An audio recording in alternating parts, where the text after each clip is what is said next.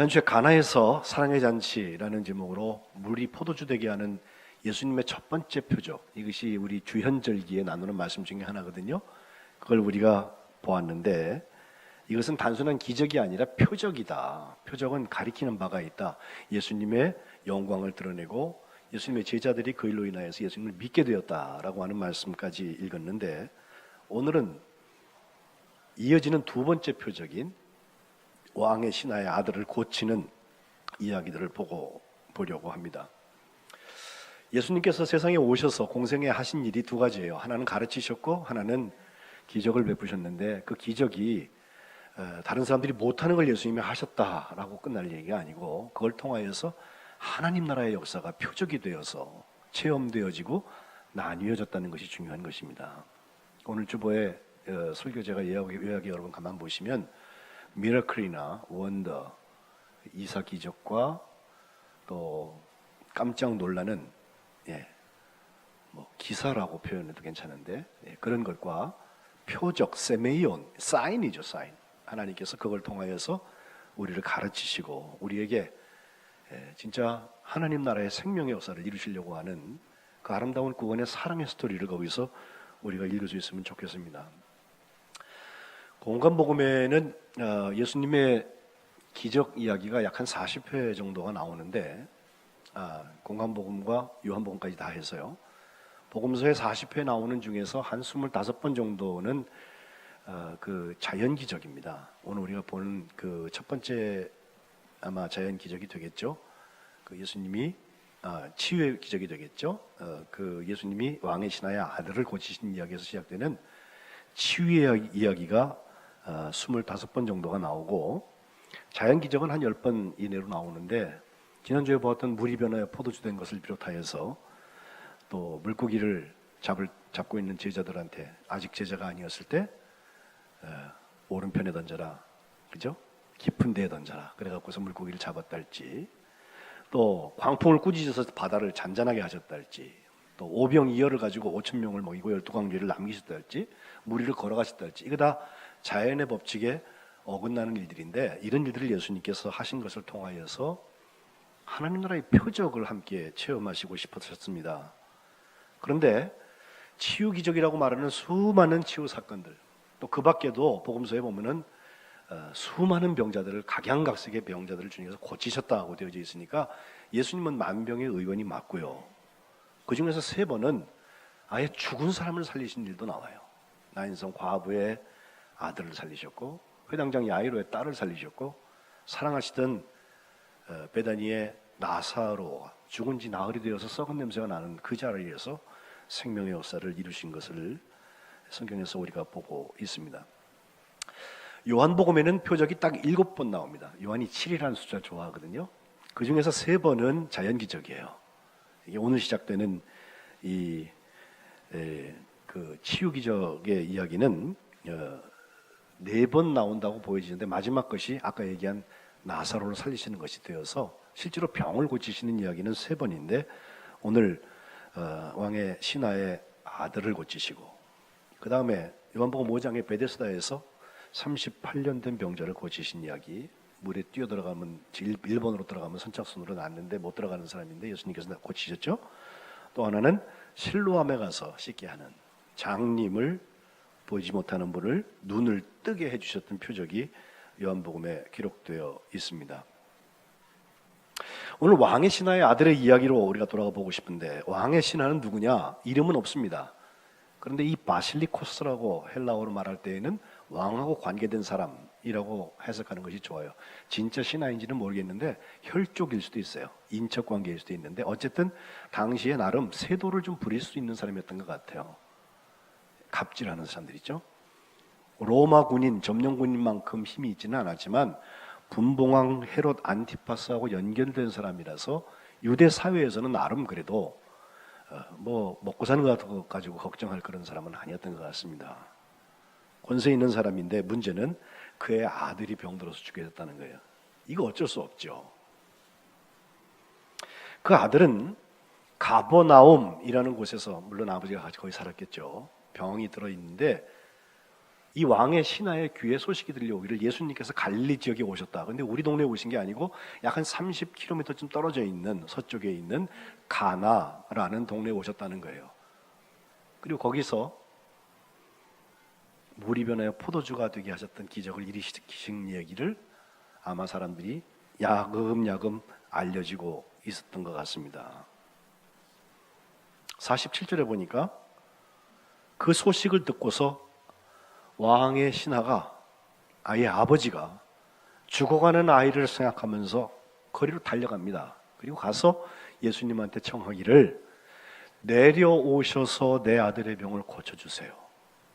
내 아이가 죽어가고 있습니다.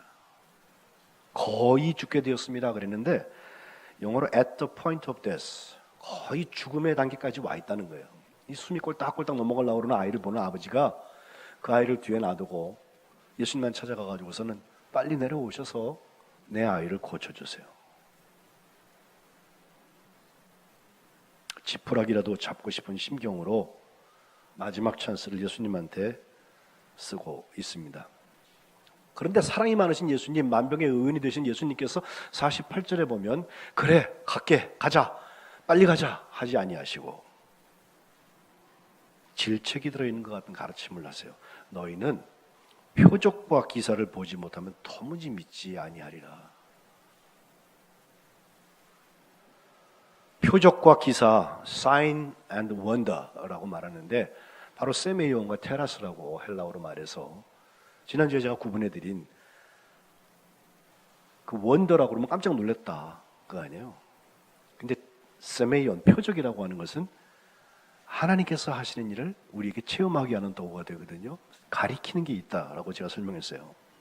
이게 없다면 너희가 도무지 믿지 않는다라는 말씀을 주님께서 하고 계십니다. 예수님은 표적을 많이 베푸셨지만 그 기적적인 일들에 대하여서 상당히 조심스러운 입장을 취하고 계십니다. 마가복음 8장 11절에 바리새인들이 예수님을 찾아와서 예수님을 힐난하면서 질책하면서 예수님을 시험했다. 그러면서 하는 말이 하늘로부터 오는 표적을 좀 보여달라는 것입니다. 그러자 예수님께서 8장 12절에 보면 마음속으로 깊이 탄식하시면서 하시는 말씀, 어찌하여 이 세대가 표적을 구하느냐, 내가 아멘 진실로 너희에게 이른다, 이 세대에게 표적을 주지 아니하리라. 그리고 떠나버리세요. 같은 기사를 마태복음은 조금 더 유하게 써서 내가 요나의 기적밖에는 너에게 보여줄 게 없다고 말씀하셨다고 했는데 물고기 뱃속에서 사흘 있었던 예수님의 무덤에서의 사흘 후에 부활하시는 이야기, 그거 하나를 표적이라고 말씀하고 계십니다. 사도 바울도 고린도전서 1장에 십자가의 도에 대한 이야기를 하면서 유대인들은 표적을 구한다, 물론 헬라인들은 지혜를 찾는다 하면서 우리는 십자가에 못 박힌 그리스도 예수를 전한다. 그 유대인에게, 표적을 찾는 유대인에게는 이 십자가에 달리신 예수님은 거리끼는 것이 될 것이고 걸려 넘어지는 것을 말합니다. 이방인들인 곧 헬라인들에게는 지혜를 찾기 때문에 이것이 미련한 것이 되겠지만 고린도서 1장 24절 오직 부르심을 받은 자들에게는 그것이 유대인이든 그것이 헬라인이든 그리스도가 하나님의 능력이고 하나님의 지혜라고 말하면서 하나님의 어리석음은 사람보다 지혜롭다, 하나님의 약하심이 사람보다 강하다라고 말씀하고 있습니다. 예수님의 공생애에 등장하는 많은 사람들이 예수님의 기적을 보고서 다 믿었습니까? 그렇진 않아요. 특별히 요한복음 6장에 예수님의 오병이어의 기적이 나오는데 그 오병이어의 기적이 지난 다음에 예수님께서 하신 말씀이 있어요. 이 6장 26절에 보면 내가 아멘 아멘 너희한테 말한다. 너희가 나를 찾는 것은 표적을 보아서 찾는 게 아니고 떡 먹고 배불러서 그렇지. 오병이어의 기적을 체험한 다음이에요. 이것은 예수님의 그 하나님 나라의 역사, 사랑의 치유의 역사를 체험한 것이 아니라 단순한 기적을 본 거예요. 그리고 기적의 수혜자가 된 것뿐이에요. 그래서 요한복음 6장에는 3번이나 예수님께서 나는 생명의 떡이다, 하늘에서 내려온 살아있는 떡이다 라고 말씀하고 계십니다. 그리고 나서 나의 피와 나의 살을 먹는 이야기를 하시니까 사람들이 이게 무슨 소리냐 말이에요. 우리가 무슨 식인종도 아니고. 그래서 6장 66절에는 그의 제자 중에서 많은 사람이 그때부터 떠나갔습니다. 그리고 다시 예수님과 함께 다니지 않았다. 아주 떠나갔다는 걸 말합니다. 이적과 기사를 보면 다 믿을 것 같은데 그렇지가 않아요.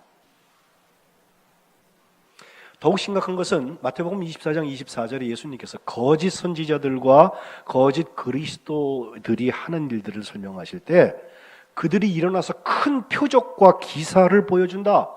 그래서 할 수만 있으면 택하신 자들을 미혹한다고 그랬어요. 그러니까 표적과 기사 이런 게 일어난다고 그래갖고 다 성령의 역사나 예수님의 표적이냐? 그렇진 않아요.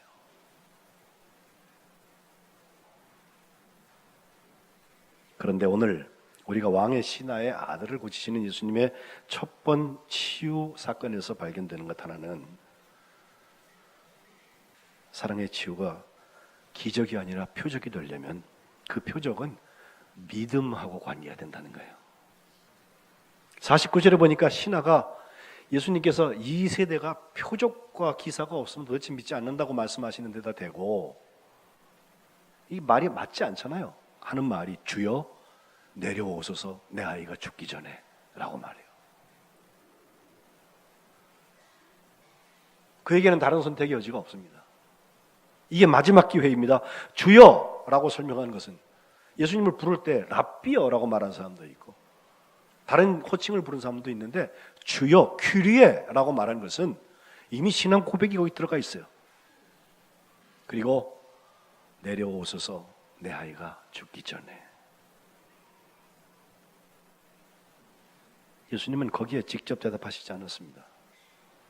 그리고 그의 기대, 예수님을 저 높은 지역에 있는 가나에서부터 가버나움 자기 집에 약 한 고도가 500m 정도 차이가 나는데 거기까지 내려오셔서 모시고 가려고 그러는 그에게 모시고 가주시기는커녕 가라, 내 아이가 살아있다 라고 선언하십니다. 여기 두 가지 중요한 대비가 나오는데 신하가 볼 때에는 죽기 전에 예수님께서는 살아있다. 신하가 보는 방법은 내려오소서 우리 함께 합시다 라고 하는데 주님께서는 네가 가라 라고 선언하세요. 예수님의 그 사랑의 치유는 공간의 제약을 넘어서고 있고 사람의 기대를 반대로 연기하고 계십니다. 왕의 신하이기 때문에 사랑의 치유자이신 예수님을 모시고 갈 준비는 다 했을 거예요. 약 한 30km 정도 떨어져 있는 곳을 하루 길거리가 되죠, 걸어가면. 그러나 그는 뭐 차나 뭐 여러 가지 마차나 이런 것을 준비해서 더 빨리 갈, 얼마나 급해요. 지금 아들이 숨이 넘어갔는데 같이 가주시면 딱 끝날 것을 예수님이 딱 한마디 하세요. 가라, 내 아이가 살아있다. 어찌 보면 섭섭한 일입니다.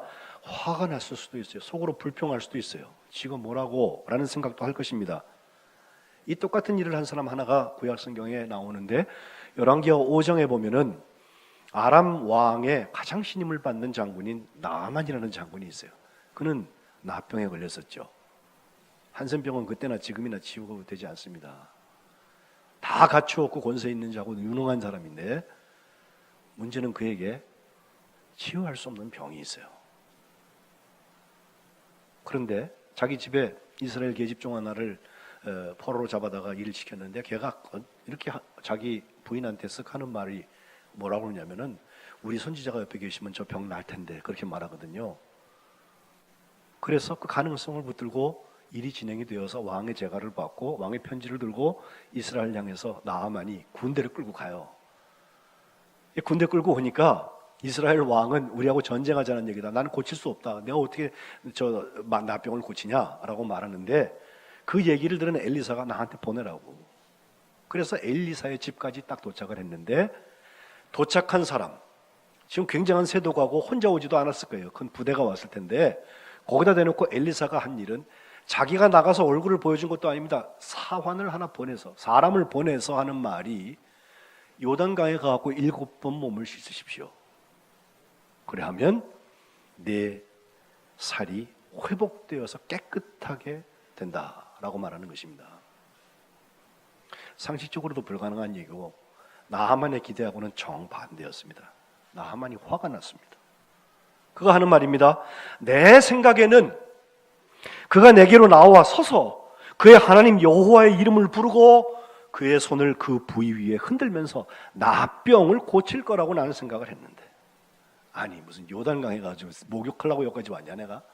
다메섹, 우리 동네에도 아바나, 바로발, 그 강들은 이스라엘의 모든 강보다 훨씬 뛰어난 강들인데 거기 가서 몸을 씻는 게 차라리 깨끗하겠다라고 말하면서 몸을 돌려서 분노하면서 떠나갔습니다. 가는 길에 그의 스태프들 중에서 지혜로운 사람들이 있어서 하는 말입니다. 감사하죠. 내 아버지여 하면서 선지자가 이보다 더 큰 일, 어려운 일, 복잡한 일, 돈 드는 일을 시키셨으면 그거 안 했겠습니까? 그런데 당신한테 목욕 7번 하라는데 그게 뭐가 그렇게 어렵습니까? 믿져야 본전이죠. 그래서 열왕기하 5장 14절에 보면 나아만이 이에 내려가서 하나님의 사람의 말대로, 여기 힌트가 있어요. 하나님의 사람의 말대로 요단강에 7번 몸을 잠갔는데 기적이 7번 몸 잠근다. 그 사이에 일어나요. 그의 살이 어린아이의 살같이 회복되어서 깨끗하게 되었다. 오늘 본문 50절 하반절에도 왕의 신하였고 죽어가는 아들의 아버지였던 그 사람도 예수님께서 하신 말씀을 믿고 갔다는 거예요. 표적은 믿음이 있는 곳에 일어나요. 1년쯤 지난 다음에 그 왕의 신하의 아들이 함께 살았던 그 가버나움이라는 곳에 비슷한 표적이 한 번 더 나타나는데, 그 마태복음 8장과 누가복음 7장에 같은 기적을 기록하고 있습니다. 이때는 아들이 아니라 백부장, 로마 군인이죠. 백부장의 하인이 중풍병에 걸려서 죽어가고 있는데 참 힘들었던 것 같아요. 몹시 괴로워하는 것을 보는 그 백부장, 우리나라 계급으로 얘기하면 군인 중에서 대위쯤 되는데요. 전명 지역에서는 대위도 꽤 힘이 있어요. 예수님을 찾아가서 간구합니다. 주여, 내 하인이 중풍병으로 집에 누워서 몹시 괴로워합니다. 그런데 임금의 신하의 아들 때와는 달리 마태복음 8장 7절에 보면 예수님께서 거기다 내놓고 하시는 말씀이 선뜻 내가 가서 고쳐줄게 라고 말씀하세요. 그런데 놀라운 것은 또 여기서 반전이 일어납니다. 8절에 백부장의 대답을 보니까 주여, 내 집에 들어오심을 나는 감당하지 못합니다. 다만 말씀으로만 하옵소서. 그러면 내 하인이 낫겠습니다. 나도 그 계급사회에 있으니까 남의 수하에 있고 내 아래도 군사가 있어서 이 사람 보고 가라 그러면 가고 저 사람 보고 오라 그러면 오고 내 정도로 이것을 하라고 그러면 합니다 라고 말하면서 다만 말씀으로만 하옵소서. 그러면 낫습니다. 마태복음 8장 10절 예수님께서 그 얘기를 들으시고 놀랍게 여기시면서 예수님을 따르는 사람들한테 하신 말씀입니다. 내가 아멘 너희한테 말한다. 이스라엘 중 아무에게서도 이만한 믿음을 보지 못했다. 지금 표적이 지어져가는 사랑의 치유의 과정을 보고 계십니다. 이만한 믿음을 본 적이 없다고 말씀하시면서 13절에 그 백부장을 향하여서 가라, 내 믿은 대로 될지어다. 우리가 헛된 것을 믿고 그것이 안 이루어진다고 화를 내라는 얘기가 아니에요. 예수님의 표적이 흐르는 길에 믿음이 있었다는 거예요.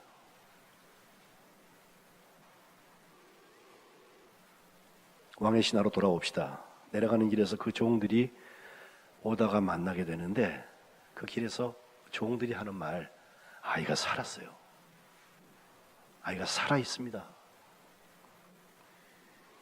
아버지는 52절에 그 낫기 시작한 때가 언제냐라고 물었는데 어제 7시, 우리로 얘기하면 오후 1시인데요.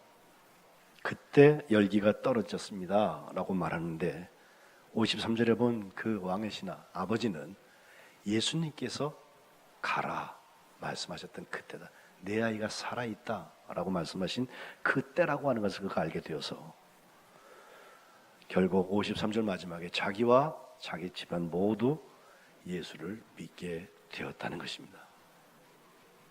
아이가 낳았다, 종이 낳았다, 그 연결고리가 믿음인데 그 믿음을 통하여서 가족들이 다 같이 구원받는 역사, 참된 표적은 여기 있습니다.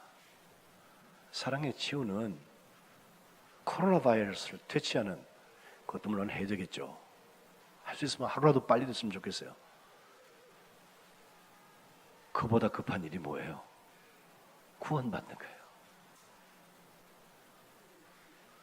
죽을 병이 고침받는 사랑의 치유가 기적이라면 예수 믿고 구원받는 사랑의 치유는 표적입니다. 54절, 이것은 예수님께서 유대에 오신 후에 두 번째로 행하신 표적이라고 요한복음이 말씀하고 있습니다. 오늘 9시 예배에는 찬양 한 곡 더 할 수 있는 기회가 있어서 66장 찬송을 불렀는데 그 찬송을 쓰신 마틴 링카르트라는 목사님이 계세요. 이분은 1586년도에 태어나서 1649년까지 63년을 사셨습니다. 그가 살았던 사이 15살에 성가대원이 되고 또 16살 때부터 라이프치히 대학에서 신학과 철학을 공부하고 또 전도사, 또 라틴어 교사, 그리고 공부도 많이 했고 결국은 목사가 돼서 자기 고향에 돌아오게 되는데 그 아일랜드북에 1617년도에 돌아오거든요. 30살 한 좀 넘어서. 근데 그 다음에 1618년에 30년 전쟁이 시작돼요. 그때부터 48년까지가 전쟁이에요. 그리고 그는 49년에 죽었어요. 그러니까 그의 목회 전부는 앞에 1년, 뒤에 1년 빼놓고 다 30년 전쟁이에요. 30년 전쟁이 나니까요. 이게 우리도 6.25 겪어봤잖아요. 얼마나 많은 파괴와 생명이 죽어가는 이들을 경험하게 되는지. 교회 남아있는 곳을 지킨다고 있는 곳에도 피난민들이 들끓고 거기에 먹을 것이 없어서 고양이 한 마리가 길에서 죽으면 3, 40명이 달려들어서 고양이를 먹겠다고 서로 아비 교환을 했다는 것입니다. 제가 35년째 목회를 하는데 그 시간 동안에 한 600건쯤 장례를 했거든요. 작년에는 우리 교회 딱 한 건밖에 없었어요. 교우들 중에는. 감사해요.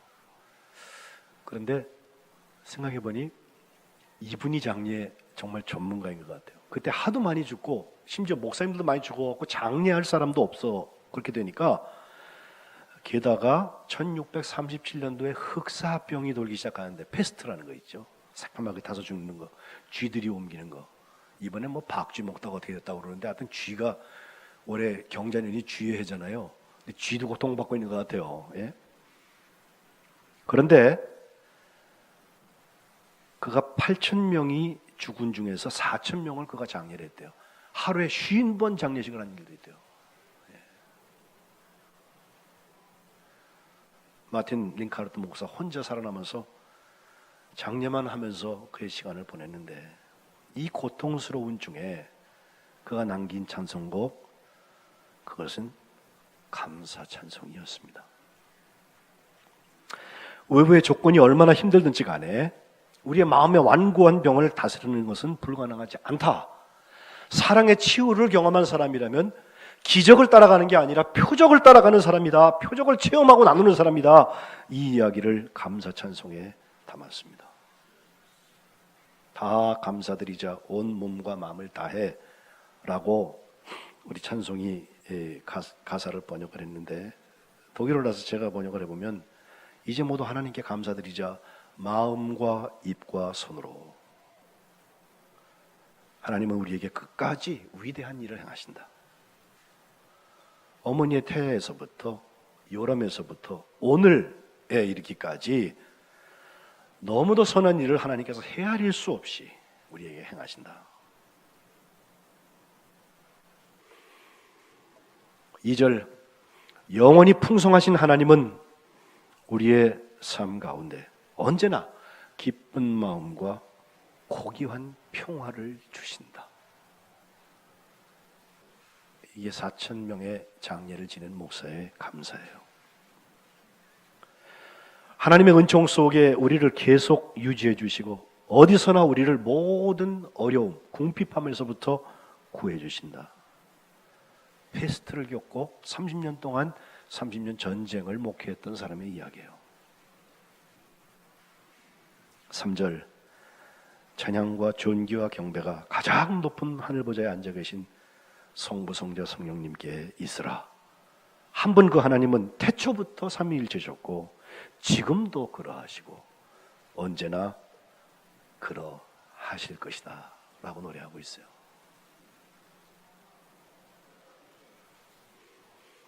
기적은 사람을 놀라게 하지만 표적은 사람을 감사하게 합니다. 하나님이 하셨기 때문에 그렇습니다. 예수님이 만병의 의원입니다 라는 선언은 내 병을 고치셨기 때문에 우리가 할 수 있는 것인데, 우리가 의사가 보는 병은 없는 사람이라 할지라도 전인적인 치유는 예수님의 사랑 치유에서 일어나는 것입니다. 그리고 그것이 우리의 죄를 용서하는 저 사랑과 저 희생과 저 용서와 저 나눔을 통하여서 우리 가운데 체험되게 될 것입니다. 신종 코로나 때문에 너무 염려하지 마십시오. 너무 염려하는 게 좋은 건 아니에요. 그러나 예방하십시오. 그리고 이때가 하나님의 사랑의 치유가 우리에게 체험될 때인 것입니다. 하나님께서 거룩한 백성들을 구분하셔서 이 흉흉한 때에 오히려 하나님께서 우리에게 이루신 사랑을 체험하고 나누는 축복된 하나님의 사람들 되시기를 주님의 이름으로 축복합니다. 기도하겠습니다.